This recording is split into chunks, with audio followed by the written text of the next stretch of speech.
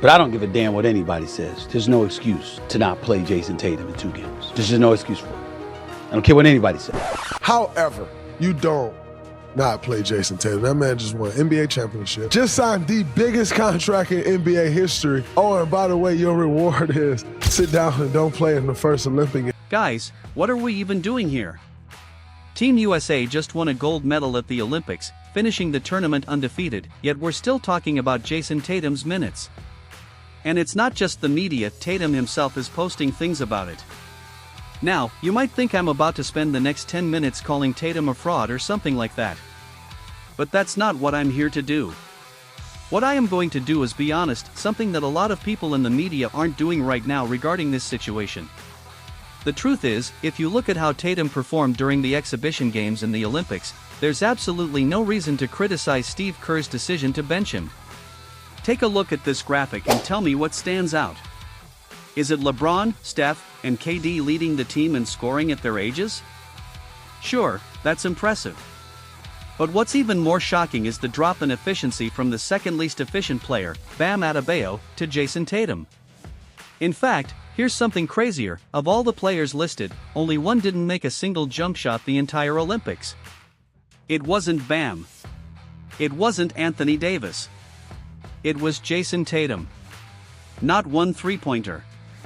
And you might say it's because he didn't play enough minutes, but we had a 5-game sample size from the exhibition games where Tatum started multiple times and still didn't make a single jump shot. Does this mean Jayson Tatum suddenly became a useless player? Absolutely not. But when you're on a team with the best shooters, defenders, and players in the world, being the only one who can't hit a jump shot is a problem. Yet, for some reason, a lot of people want to ignore this and focus on what Tatum is capable of. We all know he has the potential to be one of the best players on that team. But you can't criticize Steve Kerr without suggesting whose minutes Tatum should have taken in those 2 games he was benched. Should it have been Devin Booker, who was playing elite defense, moving the ball, and making nearly every shot he took? What about his teammate, Jrue Holiday, who was doing the same things and hitting shots at a 50% rate? He's obviously not going to take minutes from Kevin Durant or LeBron James. Some thought this would be Tatum's crowning moment to overtake those guys, but it wasn't. And Kevin Durant is a great example. After his injury, he came off the bench. The greatest Olympic player in US history had to work his way back, and it took him about 5 minutes to prove why he's irreplaceable. Tatum had 10 games to prove himself, and at no point did he look like someone who needed to be on the floor every minute. You also have to consider the opponent. Both times Tatum was benched, it was against Serbia. For those who watched the Olympics, Serbia was a strong offensive team led by Jokic and a lot of guard play, but they didn't utilize their wings much, reducing Tatum's value as a defender.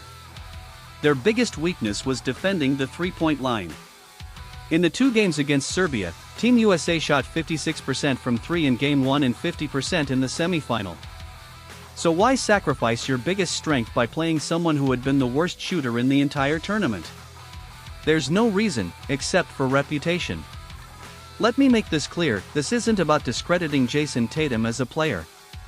Few players have his combination of defensive versatility, rebounding, scoring, and shooting ability.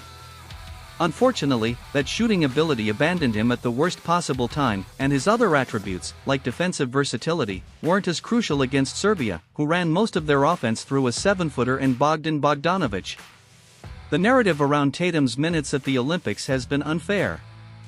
Yes, he was benched for 2 games, but in the 4 games he did play, he averaged more minutes than Anthony Davis, Anthony Edwards, and Bam Adebayo, players who were significantly better in both the exhibition games and the Olympics. But Steve Kerr still trusted Tatum, giving him more minutes in the final against France than Joel Embiid, who was coming off his best game of the Olympics against Serbia. This is why the criticism of Steve Kerr is unjustified.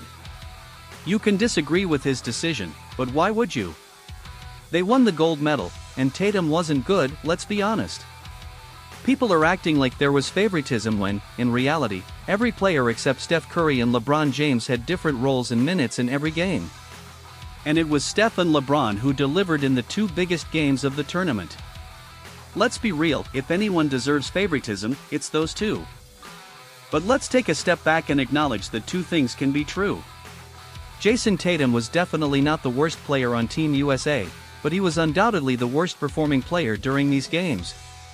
With a gold medal on the line, how can you blame Steve Kerr for making the decision he did? In the grand scheme of things, this means nothing. The only reason Tatum was benched was because of his jump shot. Unless he suddenly goes from shooting 37% from 3 on 8 attempts last season to a non-shooter, he'll be back next season and in the running for All-NBA first team again. Let's be clear, Jayson Tatum might not be as good of a shooter as Devin Booker or Kevin Durant, and he might not be as dominant at getting to the rim as LeBron James. But what makes him a unique player and so valuable to build an NBA team around is his versatility on both ends of the floor, which might be the best in the entire league. This is the kind of versatility where he can guard a center like Bam Adebayo in the post and then switch onto a perimeter player like Jalen Brunson or Donovan Mitchell and block their shots. Or the kind of versatility on offense where you can run high pick-and-rolls with Al Horford, and Tatum can make the perfect bounce pass for the open three. Not to mention the 27 points and 8 rebounds a night he gives you. Jayson Tatum is an incredible player, and I understand why Celtics fans are upset.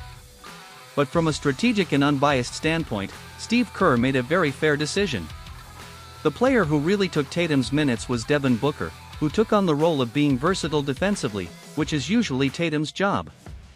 And even though Booker isn't as physically gifted, Team USA didn't need that extra size on the wing in most of these games, so it made more sense to opt for Booker's combination of defense and shooting. Thanks for watching. Don't forget to hit the subscribe button and the bell icon.